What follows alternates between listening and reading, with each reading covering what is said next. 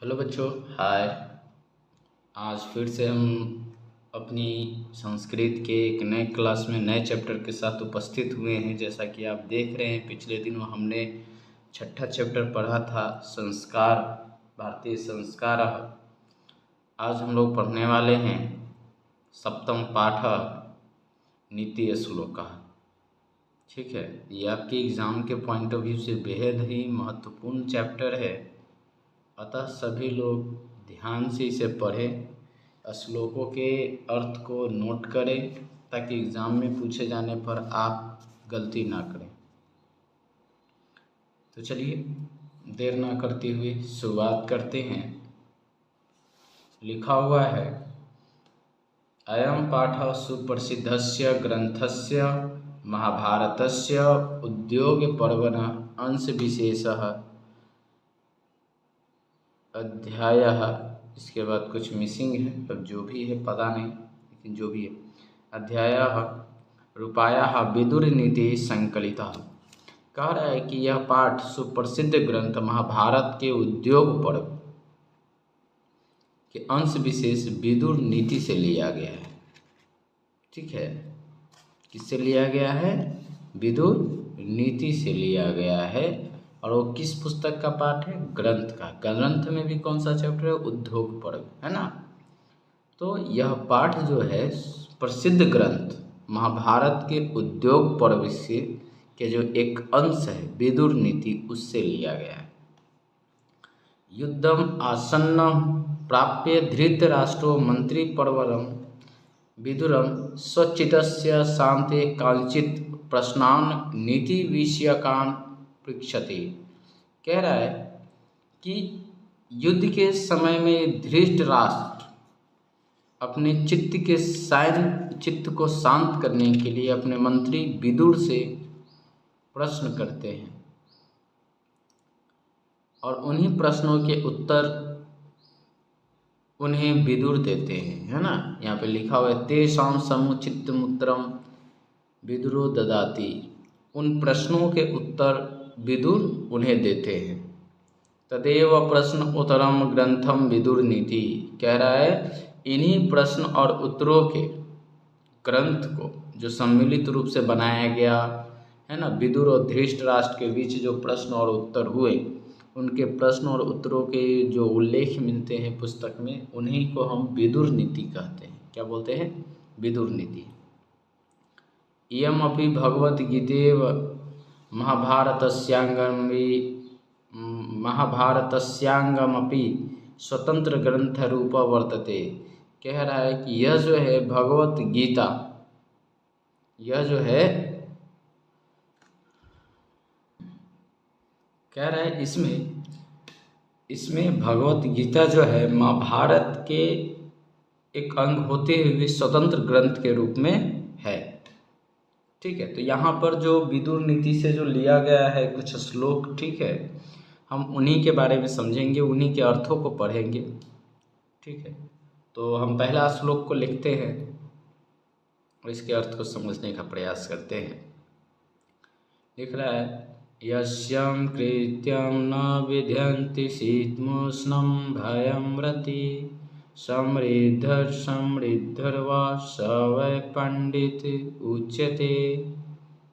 ठीक है, इसका अर्थ कहता है, यश अर्थात जिसका, कृत्य मतलब किया हुआ कर्म, न मतलब नहीं, विद्यन्ति मतलब विघ्न बाधा, शीत मतलब ठंड, मुष्ण मतलब गर्मी, भय मतलब डर, रति मतलब भावुकता, है ना, समृद्धि मतलब संपन्नता, समृद्धर्वा, है ना, यहाँ पे लिखा हुआ है समृद्धि समृद्धर्वा। तो समृद्धि मतलब संपन्नता, समृद्धर्वा मतलब विपन्नता, स वै, स मतलब वे, है ना, वह पंडित उच्यते, पंडित उच्यते मतलब कहलाते हैं। तो कह रहा है यहाँ पर हर एक चीज़ का अगर अर्थ आप देखिए तो कह रहा है जिसके कार्य में, है ना, शीत उष्ण भय रति बाधा नहीं डालते,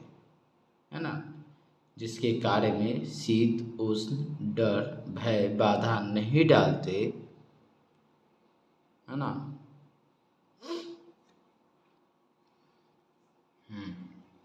जिसके कार्य में शीत उष्ण डर भय संपन्नता विपन्नता इत्यादि से कोई फर्क नहीं पड़ता, है ना, उन्हें पंडित कहते हैं। क्या कहते हैं? उन्हें पंडित कहते हैं। उसे ही पंडित कहा जाता है।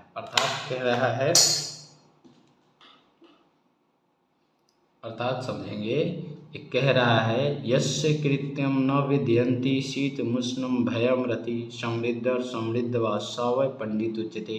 अर्थात जिसके कार्य में, जिसके धर्म में शीत मुष्ण डर भय, हाँ, संपन्नता विपन्नता भावुकता इत्यादि से कोई फर्क नहीं पड़ता, कोई प्रभावित नहीं करता, ये सब प्रभावित नहीं करते, तो वैसे व्यक्ति को पंडित कहा जाता है ना। पंडित का मतलब क्या है?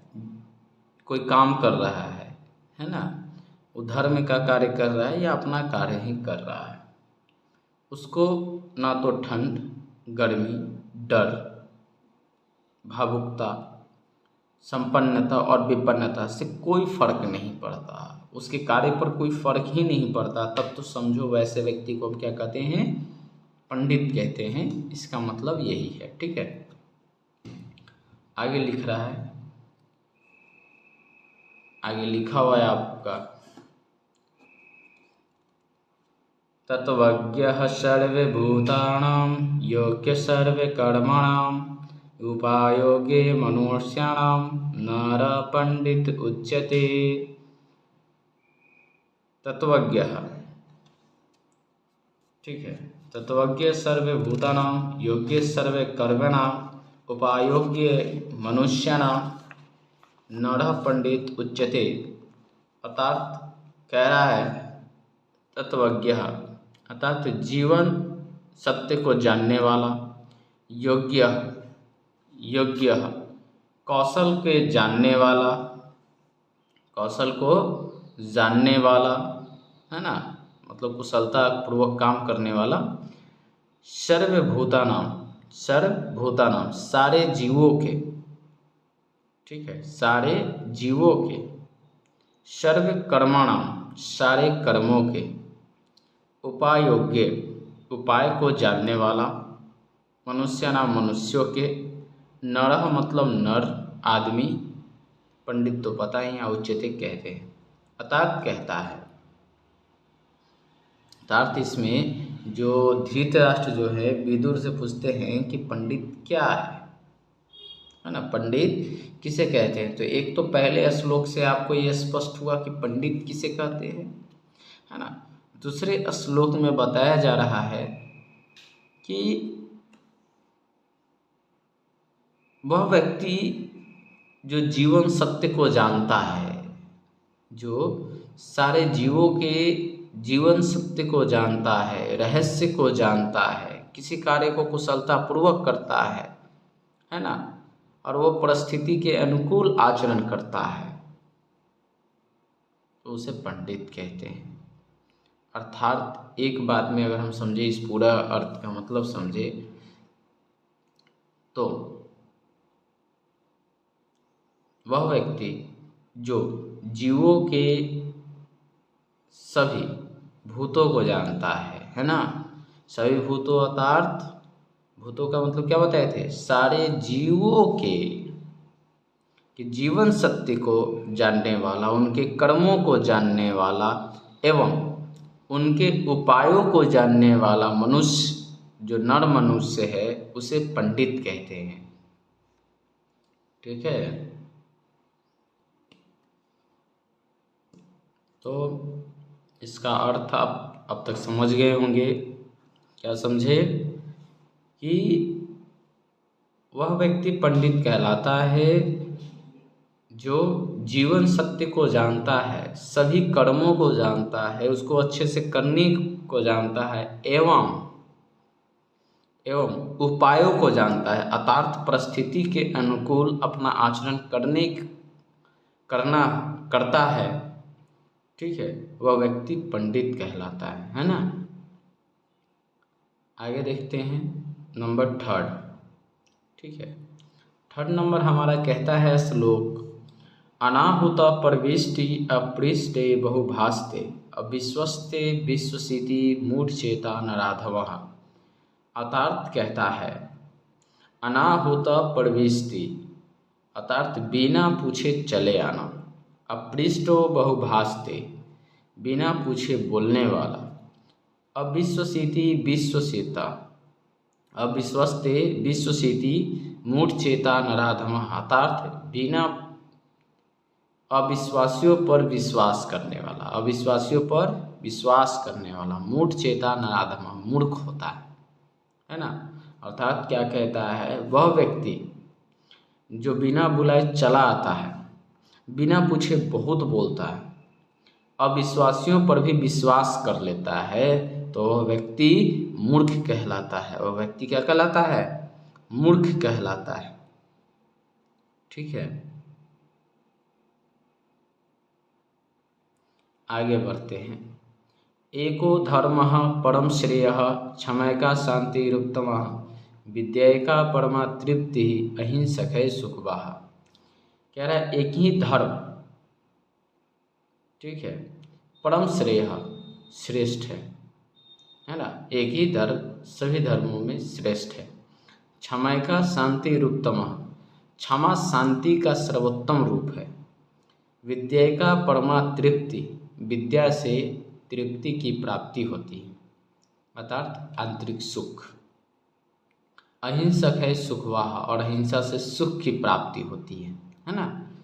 क्या है, धृतराष्ट्र को जो विदुर है बताते क्या है कि देखो एक ही धर्म सभी धर्मों में श्रेष्ठ है। अब इसका मतलब क्या है, आप जिस धर्म को मानते हो है ना, सत्य धर्म है ना, एक ही धर्म सभी धर्मों में श्रेष्ठ है। शांति क्षमा का मतलब शांति का सर्वोत्कृष्ट रूप क्षमा है। अगर आप क्षमा कर देंगे तो शांति मिल जाएगी, है ना, ऐसा उनका कहना है। विद्या का परमा तृप्ति विद्या से परम तृप्ति की प्राप्ति होती है और अहिंसा से परम सुख की प्राप्ति होती है, ठीक है। यही इसका अर्थ है। जैसे समझा रहे हैं बिल्कुल उसी तरह से आप भी रिवीजन कीजिएगा, आसान हो जाएगा। लिखा हुआ है त्रिविधम नरकस्येदं द्वारम नाशनमात्मनः कामा क्रोधस्तथा लोभस्तस्मादेतत्त्रयं जयेत्।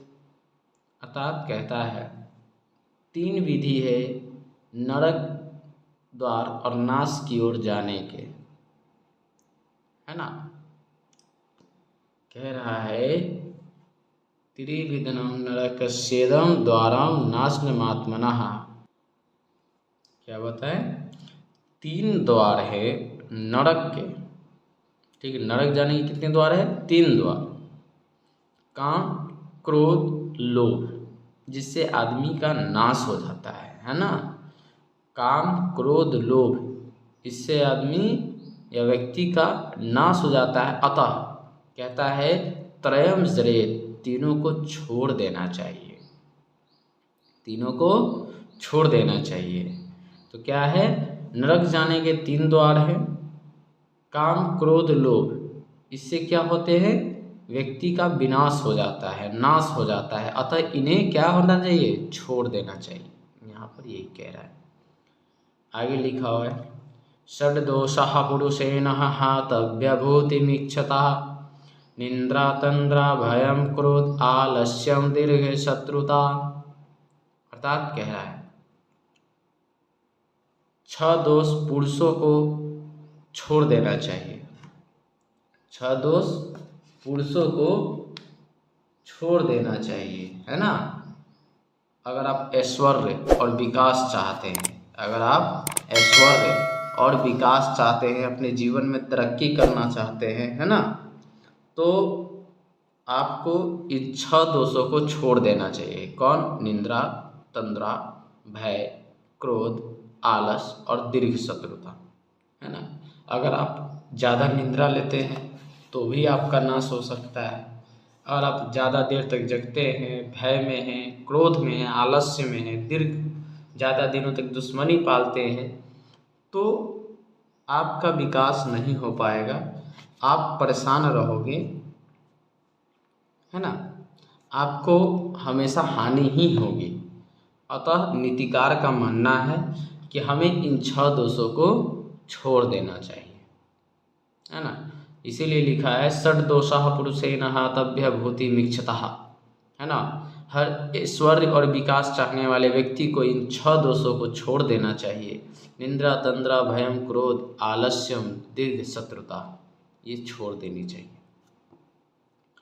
आगे लिख रहा है आपका सत्येन रक्षते धर्मो विद्यायोगेन रक्षते मिर्जा रक्षते रूपम कुलम वृतेन रक्षते। अर्थात कह रहा है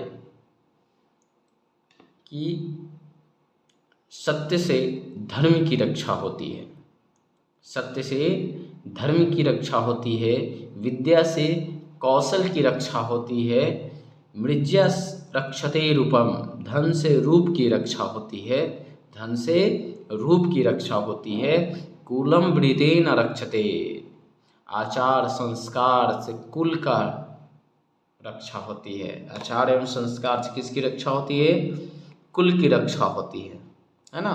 अगर आप में आचरण होगा, अगर आपके आचरण अच्छे होंगे तो आपका वंश जो होगा, परिवार जो होगा, उस मान आपका बढ़ेगा, है ना। तो आप इसको ध्यान में रखेंगे। सत्येन रक्षते धर्मो विद्या योगेन रक्षते मृज्या रक्षते रूपम कुलम वृतेन रक्षते।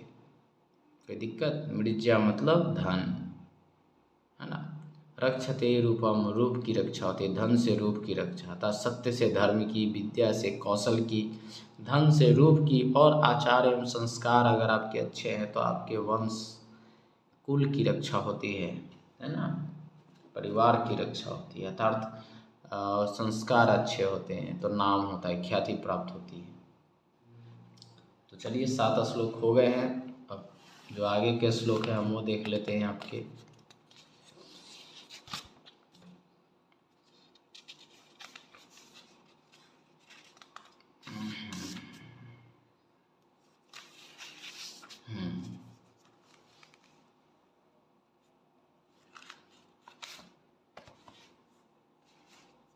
लिख रहा है सुलभा पुरुषा राजन सततम प्रियवादिनः अप्रियस्य तु अपथस्य वक्ता श्रोता च दुर्लभः। ठीक है, सुलभा पुरुषा राजन सततम प्रियवादिनः अप्रियस्य तु अपथस्य वक्ता श्रोता च दुर्लभः। कहता है हे राजन, ध्यान दीजिएगा, कहता है हे राजन, प्रिय बोलने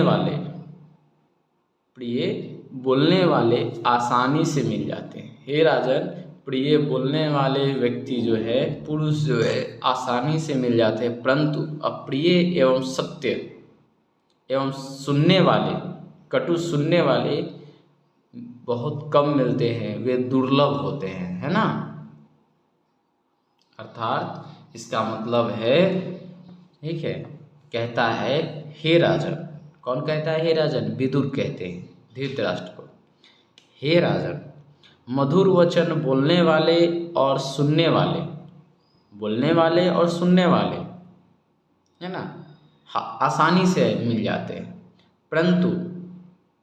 परंतु ऐसे लोग कम ही मिलते हैं जो अप्रिय एवं हितकारी, कटु शब्द बोलते हैं परंतु आपके लिए हितकारी होता है, और ऐसे वचन को सुनने वाले बहुत ही दुर्लभ होते हैं, है ना। आप लोग खुद देखते हो कि हर किसी को अपनी प्रशंसा प्रिय है, और हर कोई व्यक्ति आपकी प्रशंसा ही करेगा, परंतु आपका जो नज़दीकी मित्र होता है, जो आपका भला चाहता है, वो आपको भले ही दुख हो, वो कटु शब्द आपको बोल देगा, आपकी भलाई के बारे में कहेगा, समझेगा, आपको बताएगा, है ना, क्या। और ऐसा आप सुन पाओ ये बहुत ही कम होता है। आप लोग खुद देखते हो, अगर किसी के बारे में अच्छी ही बात कर रहे हो लेकिन कटु शब्द है तो उसे बुरा लगता है। हाँ, तो यही चीज़ यहाँ पे कह रहा है कि हे राजन, प्रिय बोलने वाला और सुनने वाला तो आसानी से मिल जाते हैं, परंतु कटु शब्द जो आपके लिए हितकारी है ना, हितकारी है परंतु कटु शब्द है, ऐसा बोलने वाला और सुनने वाला बहुत ही दुर्लभ होते हैं। ठीक है, ये श्लोक नंबर 8 के अर्थ थे। अब आगे बढ़ते हैं श्लोक नंबर 9 में। पूजनीय महाभाग पुण्यश्च गृहदीपत्यस्य स्त्रियः श्रियो गृहस्योक्ता तस्माद्रक्ष विशेषतः। फिर से पढ़ देते हैं। पूजनीय महाभाग पुण्यश्च गृहदीपतस्य स्त्रियः श्रियो गृहस्योक्ता अस्माद्रक्ष्य विशेषतः। अर्थात कहता है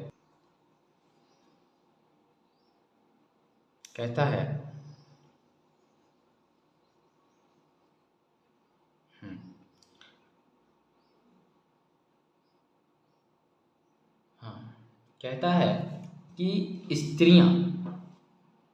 स्त्रियां घर के दीपक होती हैं, है ना। इनके आचरण एवं संस्कार से ही हमारे घर का दीपक जलता है, घर में संस्कार होता है, घर का विकास होता है ना। तथा ये पुरुषों की जन्मदाता भी है, पुरुषों की जन्मदाता भी है, इसीलिए कहा जाता है कि स्त्रियों की सदा रक्षा करनी चाहिए। ये श्लोक नंबर 9 का अर्थ है। क्या कहता है? स्त्रियां घर की लक्ष्मी होती है। ये पूरे अर्थ का मैं बता दूं तो कह रहा है स्त्रियां घर की लक्ष्मी होती है। इसी के सदप्रयास अर्थात अच्छे प्रयास एवं सद्व्यवहार से घर की इज्जत बढ़ती है। महापुरुषों की ये जन्मदात्री है, इसीलिए स्त्रियों की सदा रक्षा करनी चाहिए। ठीक है, ऐसा विदुर कहते हैं। आगे कहते हैं, ये हमारा लास्ट श्लोक है ना। अकृति विनियो हंति हंत्यर्थ पराक्रमः हंति नित्यं क्षमा क्रोधमाचारो हंत्य लक्षणम। अर्थात अकृति विनियो हंति हंत्यर्थ पराक्रमः। अर्थात कहता है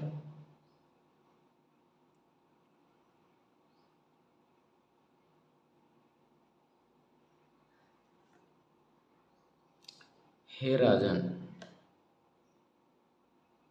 विनय अर्थात विनम्रता, विनय अर्थात विनम्रता से अकृति का नाश होता है। अकृति अर्थात आपके बुरे कर्म, है ना, अपयश का नाश होता है। हंत्यर्थ पराक्रमः, पराक्रम से अनर्थ का नाश होता है ना, जुल्म का नाश होता है। जो लोग एक दूसरे पर बुराई करते हैं, है ना, तो बुराई का नाश होता है, जुल्म का नाश होता है। ठीक है। हंति नित्यम क्षमा, कह रहा है क्षमा करने से क्रोधमाचारो, है ना, क्रोधमाचारो हंते लक्षणम।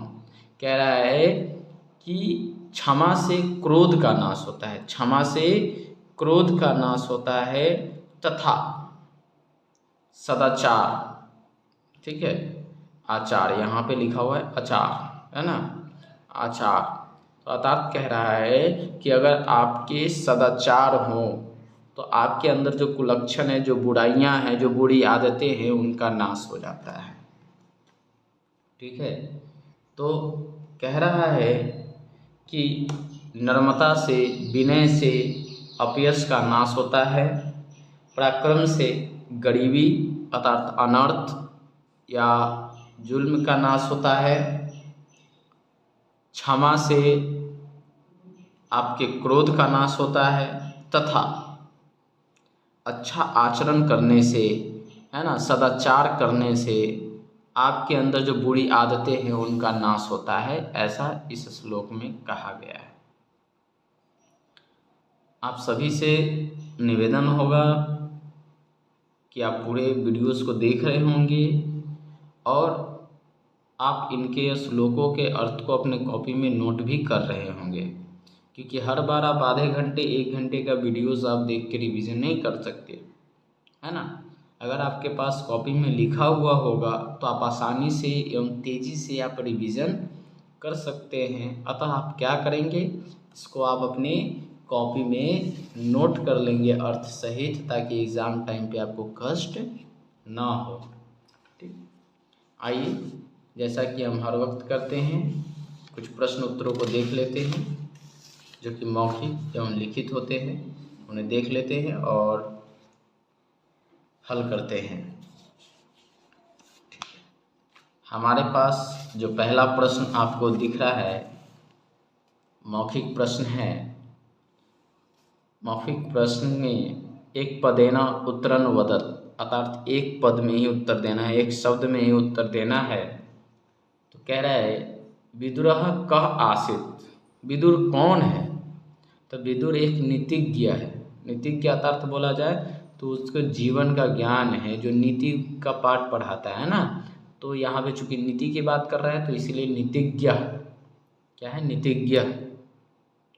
मूढ़ चेता नराधमः कस्मिन् विश्वसिति, कह रहा है जो मूर्ख होते हैं किस पर विश्वास कर लेते हैं, है ना।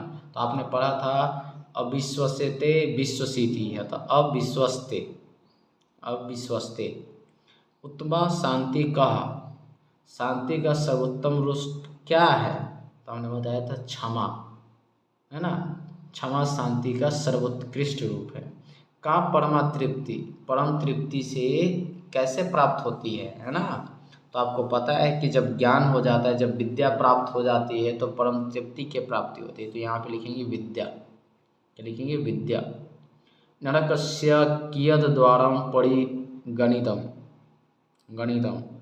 तो कह रहा है कि नरक के कितने द्वार हैं, तो त्रयः, कितने हैं, त्रयः, 3 द्वार है, या फिर आप कह सकते हो 3 विधि है, त्रिविधनम। नरकस्य त्रिविधनम द्वारम परिगणितम, अर्थात नरक जाने के 3 द्वार हैं।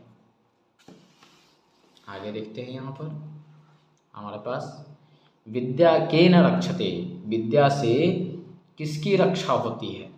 तो मैंने बताया था कि विद्या से योगेन की रक्षा होती है। विद्या योगेन रक्षते, विद्या योगेन रक्षते, है ना, कौशल की रक्षा होती है। तो आप योगेन लिखेंगे। विनय कम हंति, विनय से किसका नाश होता है, तो विनय अकृति, अकृति विनयो हंति, है ना, आपने श्लोक में पढ़ा। तो यहाँ पे अकृति का नाश होता है, यहाँ पे अकृति भरेंगे। तो याद रखिएगा एक वर्ड में देना है तो एक ही वर्ड डालेंगे। जहाँ पर नीतिज्ञ, अविश्वस्यते, है ना, क्षमा, क्षमा, विद्या, त्रिविधनम,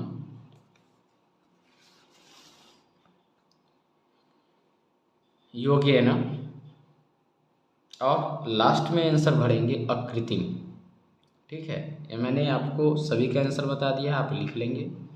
आगे कहता है यहाँ पे फिलर है भरने के लिए, तो आप श्लोक में देख के भर सकते हैं। त्रिविधनम नरक सिद्धम द्वारम नाशनमात्मनः, है ना। काम क्रोधस्त अस्मादेत, है ना, काम क्रोधस्त, लोभ, लोभ वाला है। अब क्या है लोभ वाला, थोड़ा देख लेते हैं, है ना। अभी क्या दिया हुआ था, लोभस्त अस्मादेत, लोभस्त, है ना। यहाँ पे आप देख सकते हैं लोभस्त अस्मादेत त्रयम जेत, तो यहाँ पे लोभस्त अस्मादेत भराएगा। तो इस तरीके से आपको फिलर भी बना देता है एक श्लोक को, है ना। तो आप उन्हें भर सकते हैं। जैसे यहाँ पे दिया हुआ है ख में, सत्येन रक्षते धर्मो विद्या योगेन रक्षते मृज्या रूपम रक्षते कूलम प्रीतेन रक्षते, है ना। पूरा श्लोक को यहाँ पे फिल करना है, जो चीज़ गायब है। अब आप आगे देखेंगे लिखित प्रश्नों के उत्तर, है ना। अभी लिखित प्रश्नों में क्या कहा गया है हम उन्हें समझेंगे। पहली बात कह रहा है एक पदेन उत्तरम वदत, अर्थात एक पद में ही उत्तर को देना है, एक शब्द में ही उत्तर को देना है। तो इसके उत्तरों को समझेंगे।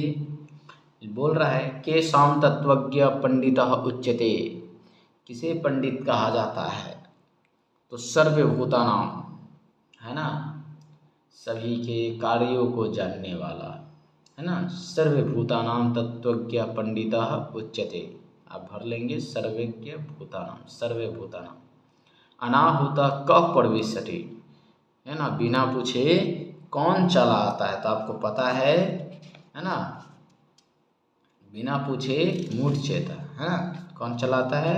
मूढ़ चेता नराधमः।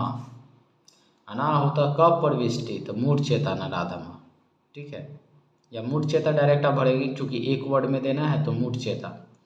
धर्मः केन रक्षते, है ना, धर्म की रक्षा किससे होती है? धर्म की रक्षा किससे होती है? तो सत्येन रक्षते धर्म, है ना, सत्येन रक्षते धर्म, अर्थात सत्य से धर्म की रक्षा होती है। तो यहाँ पे सत्येन भरेंगे, सत्येन। क्षमा कम हंति, क्षमा से किनका नाश होता है? तो क्षमा से नाश होता है क्रोध का, है ना, क्षमा से क्रोध का नाश होता है। तो यहाँ पे भरेंगे क्रोधम, क्या भरेंगे? क्रोधम। सुखवाह का, सुखवाह का, तो अहिंसक है सुखवाह, अपने श्लोक में पढ़ा अहिंसक है सुखवाह, अहिंसा से सुख की प्राप्ति होती है। तो आप यहाँ पे लिखेंगे अहिंसा, क्या लिखेंगे? अहिंसा। नरकस्य त्रिविधम द्वारम कस्य नात्मनः, कह रहा है कि नरक के 3 द्वार है जिससे नाश होता है। किसका नाश होता है? खुद का नाश होता है ना।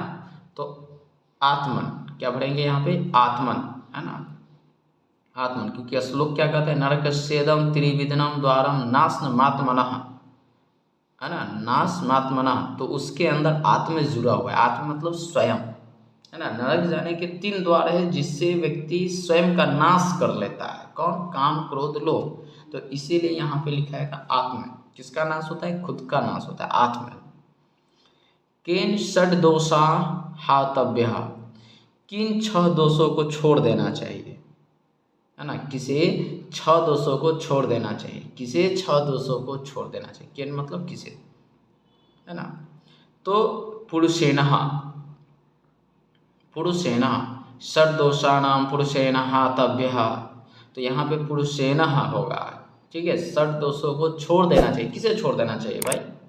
तो पुरुषों को छोड़ देना चाहिए, है ना। जो व्यक्ति ऐश्वर्य विकास चाहते हैं उन पुरुषों को 6 दोषों को छोड़ देना चाहिए। तो यहाँ पे लिखेंगे पुरुषेण, पुरुषेण, ठीक है। तो संधि आप लोग बना लीजिएगा। यहाँ पे प्रत्यय है, उम्मीद है प्रत्यय आप लोगों ने पढ़ा ही होगा, नहीं पढ़े हो तो बाद में पढ़ लीजिएगा। चलिए आगे देखते हैं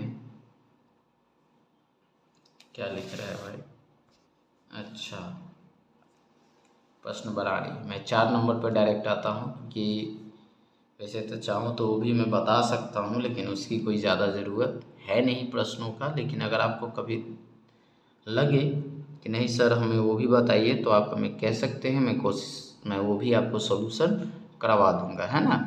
अभी तो बस ये समझिए कि जो एग्ज़ाम में लिखने के लिए, क्योंकि जनरली आपका जो प्रश्न होता है वो हिंदी में ही आती है और उसका अर्थ हिंदी में ही लिखना होता है। तो आपको कोई कष्ट नहीं होगा, बस आप हिंदी में लिखे गए अर्थों को समझें और उन्हें बनाने का प्रयास करें। तो देखें, लिख रहा है पुरुषेण के षड दोषा हातव्य, पुरुषेण के षड दोषा हातव्य, है ना। तो यहाँ पर आपको ये बताना है कि पुरुषों को किन 6 दोषों को छोड़ देना चाहिए, है ना। तो आपको पता है कौन कौन से हैं? निंद्रा, तंद्रा, भय, क्रोध, आलस्य, दीर्घ शत्रुता, है ना। तो आप यहाँ पे लिखेंगे पुरुषेण, पुरुषेण इह, पुरुषेण इह। निंद्रा तंद्रा भयं क्रोधम, है ना, निंद्रा तंद्रा भयं क्रोधम आलस्यम दीर्घ सत्ता षड्दोषा हातव्य।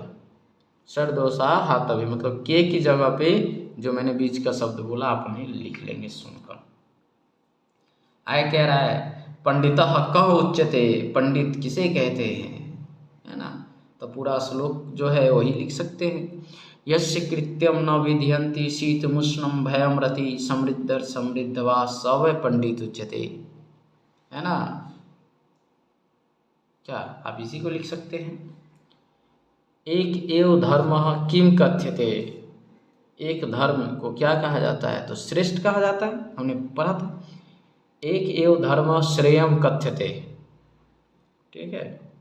नरकस्य कानि त्रीणि द्वाराणि सन्ति, नरक जाने के 3 द्वार कौन कौन से हैं, तो आप इसका लिखेंगे नरकस्य काम क्रोधः तथा लोभः, नरकस्य कामः क्रोधः लोभः या तथा लोभः आप लिख सकते हैं। त्रीणि द्वाराणि सन्ति, कस्य कस्य च वक्ता श्रोता च दुर्लभ, कह रहा है किस प्रकार के श्रोता और वक्ता दुर्लभ हैं, है ना। तो आपको मैंने बताया था अप्रिय परंतु कटु और हितकारी शब्द बोलने वाले और सुनने वाले बहुत ही कम मिलते हैं। तो लिखेंगे अप्रियस्य, अप्रियस्य पथस्य, पथयस्य वक्ता श्रोता च दुर्लभ, मतलब यहाँ पे 2 शब्द ही भरना है, आप ध्यान से देखिएगा। अप्रियस्य पथयस्य, पथयस्य, है ना, अप्रियस्य पथयस्य वक्ता श्रोता च दुर्लभ, ठीक है।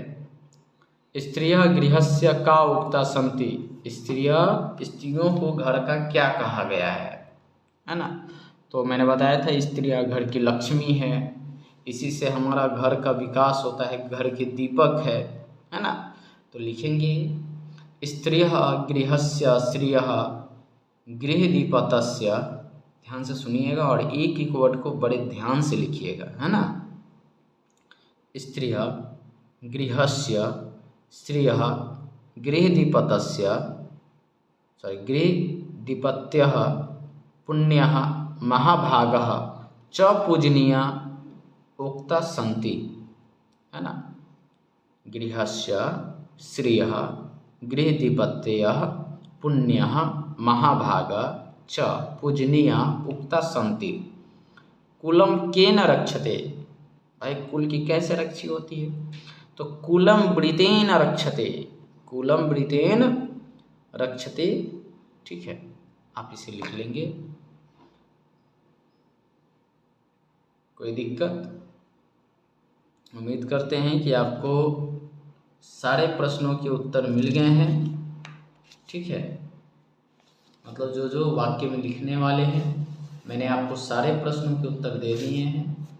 उम्मीद करते हैं कि अभी आप वीडियो के अंत तक पहुंच गए होंगे और आपको ये वीडियो अच्छी लगी होगी।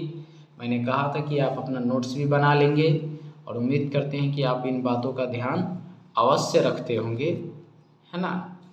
तो चलिए, अगर आप लोग कोई नए लोग हैं जो हमें सुन रहे हैं, देख रहे हैं, अगर अन्य वीडियो में भी, तो आपको अगर ये अच्छा लगा हो और आप आगे भी हमारे इसी तरह के वीडियोस को देखना चाहते हैं और आप इसका नोटिफिकेशन पाना चाहते हैं, तो आप हमारे चैनल को सब्सक्राइब करें, बेल आइकन को ज़रूर दबाएं, साथ ही लाइक और शेयर ज़रूर करें अपने दोस्तों के बीच जिनको ज़रूरत हो।